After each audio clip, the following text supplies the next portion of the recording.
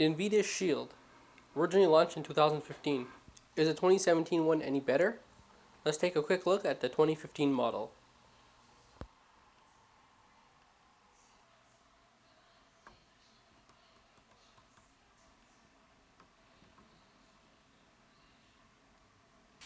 Hey guys, so here back with another video. Today I'm going to talk about the 2015 Nvidia Shield, not the 2017. I want to take a quick look. Should it be worthwhile to upgrade to the new one, or should you just keep your existing Shield, or should you even buy the new Shield if you don't even have one?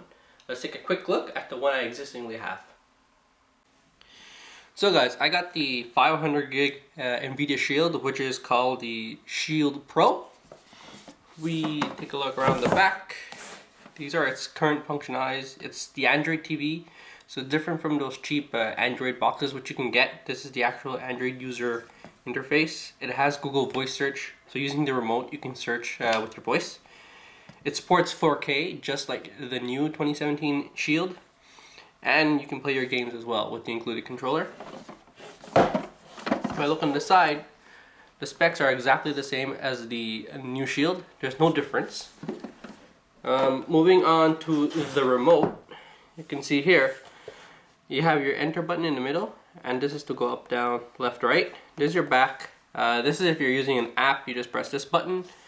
This is if you're in YouTube or another application that supports voice search, you just press it and the interface will come up to search using your voice. And this little dial here, it's not visible right now, but when you're using it, it's plugged in. It turns green and it's a volume slider, so you just slide up for volume up and slide down for volume down. It's very easy. There's nothing to recharge here. There is a USB port if you want to recharge it, since it is a built-in battery, and it has a headphone jack here, so if you want to watch in private you can connect your headphones to this, use the remote, and watch in private. The next item here is the remote control. So this is the biggest difference with the old and new Shield. The old Shield is very bulky. The controller is very bulky. I still have the plastic wrapping on it. It's very nice. Thumbsticks, very nice. I rarely use the controller actually. The volume buttons are here, minus and plus. It has good weight. Same features as the remote. It has a USB port to charge it, and a headphone jack. And finally, moving on to the Shield itself, this is what it looks like. I still have the wrapping on it as well. Over here and over here, I don't want to take it off. This is the 500 gig model. It does have some weight. The new one is considerably smaller than this. And this is the 500 gig model, as I mentioned, and there is a method to change the 500 gig drive to an SSD drive of different sizes, but I'm not going to go into that in this video. Taking a look in the front, there's really nothing except this little IR blaster, which is removed from the 16 gig 2017 Shield, but in the 2015 Shield it's still there. On the top here, just some nice chiseled angles, and the power button. It's not pressable, but it's a touch sensitive button. Over to the side here, there's nothing here and nothing on this side.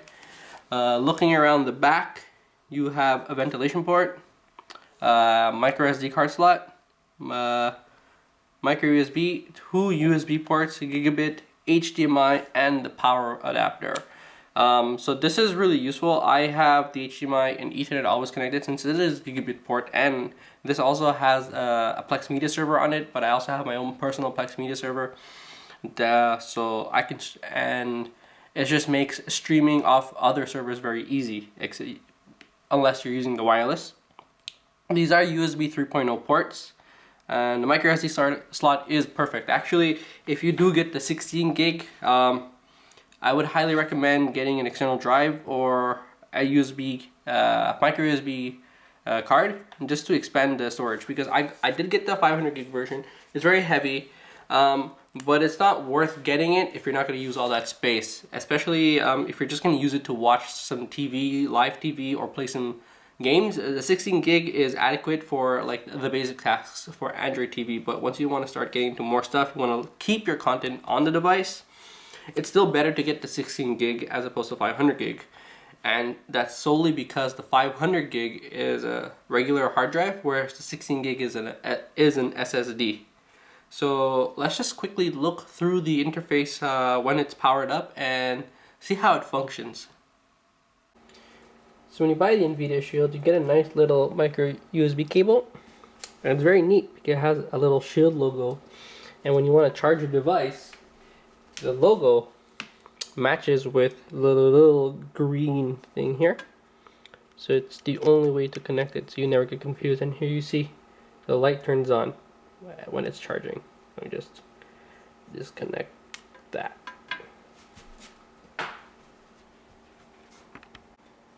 Now the Shield is on, and what you might see is a background here. And this always shows when you're not doing anything. At the bottom left, you'll see it says Chromecast built in, because it is an official Android TV system. All of them have Chromecast built in.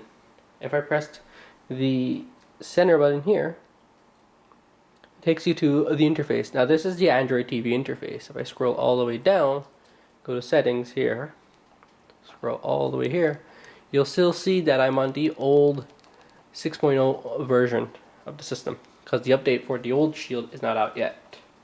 And this is my storage.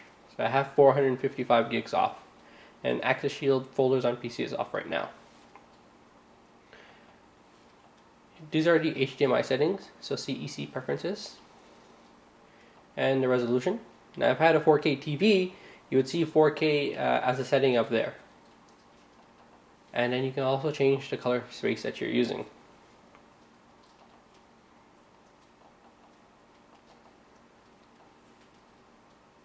So this is the main interface, pretty much a standard Android TV interface.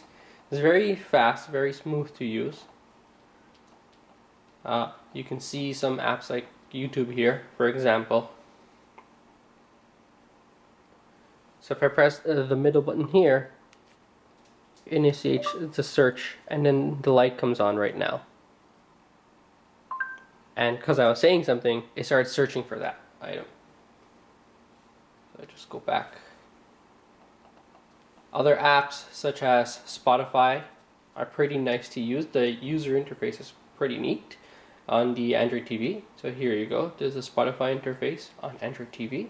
Just go back. So I'm pressing the back button when I want to exit an app, but sometimes the back button in the app works as the back button to go to the previous menu in the app. Not all apps do that. So for example, if I log into Netflix, log into myself, and I click on this show, center button, if I press the back button, it goes here. But if I press the circular button, it goes back to the Shield menu, which is the Android TV menu all the time. I'm not going to show some games on it because it's pretty standard on all systems how the games do work, but I'll load up Real Racing 3 very quickly here just to show how smooth the games are, because it is the Tegra X1 processor. Let's just wait for this to load. So you see I'm signed in now. It always wants to download some update, so I'd rather just stop it here for now. Leo's Fortune is a nice app to use. It's a pretty fun game. I have it on my 6P as well.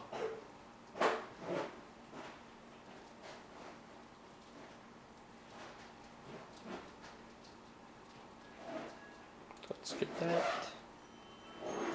Let's play. I could use a controller, but I can show you how it plays with the remote here. So I'm just skipping this section very quickly. So here it is. And it says use the left right arrows. I'm just pressing the left and it's going pretty smoothly. So I can play games even with the little remote here. So you can see it's pretty fast. And there's no A button, I don't have an A button. So I have to press the middle button as the A button. So that's pretty much a Shield TV. If I press back, that's what happens. I can resume game. Or if I press the circle button again, that's what happens. If I press the microphone button here, it starts to search. Just press back to exit that. And then this is the volume slider that I mentioned. So if I slide it, you'll see that the volume changes up top there. So it's pretty neat. I think it's a very useful interface to have. It's very quick. I have no problems using the Shield. I use it for everything, including my emulation. I'm not going to go into that. and also it has the Plex media server if you ever need to use it as a media server, but this one is connecting to my local media server right now. So what do I think of the Shield? I think it's an amazing thing. It's a great Android TV machine to use. It's the best. I had a Nexus player before this, and it had some quirks. It wasn't as fast as the Shield. Once I got the Shield, much more convenient to use, especially with all the stuff I can do with it. I didn't root mine. I'd rather not. And the controller is great. I've used the controller for several games before. I don't use it that much, and when the battery does die, this is always charged, and I just continue using this. The neat thing about the new Shield is that the controller is much more smaller. It looks like a chiseled six-axis controller, and you can use the new Shield accessories with the old Shield as well. And the beauty of it, you don't have to buy any extra adapters or anything to get the Bluetooth or USB infrared, such as buying a flicker to get the infrared sensor, again for the 16 gig model. But since the old one's not available anymore, I'd highly suggest if you're looking for a device that does everything, the Shield TV is the best you can get. With the new update that's going to come out, it will support Amazon Prime Video. I don't have the update yet, so I don't have the Amazon Prime Video app yet, and I don't want to sideload it either. Once it's there, it'll be amazing. I have my Netflix, I have the Amazon Prime TV. Plays all the Shield TV games with the $7.99 a month subscription to Nvidia, which is different from the PC subscription. It supports HDR, which the old one also did. So that's really just a marketing thing where the new one says it supports it, and even though the old one does. The remote, however, is extra. Even in the old model, the remote was a $50 option, but there were promos. When I got mine, I had the remote included. So sometimes you can wait for the promo and hopefully you get that. And I would say don't buy the stand that says there's a still stand here. It's not actually included. It's not really worth it unless you want to really save space and make it vertical. But it's a very useful device. I'm a cord cutter, and I only have cable internet, and this does all my media needs. So I think it's a very great buy, very robust and durable build quality as well. It has never let me down in the 2 years that I've owned it so far. So my recommendation is go out and buy it, especially when it's on sale. You'll get that $50 remote for free, as I did. And you can even buy it on Amazon as of today, and it'll ship out in a few weeks. My name is Soeb Dalal. Subscribe, like, dislike, leave a comment below, and I'll be back with another video. Probably the next one's going to be the VR video. So stick to that before it's too late. Take care.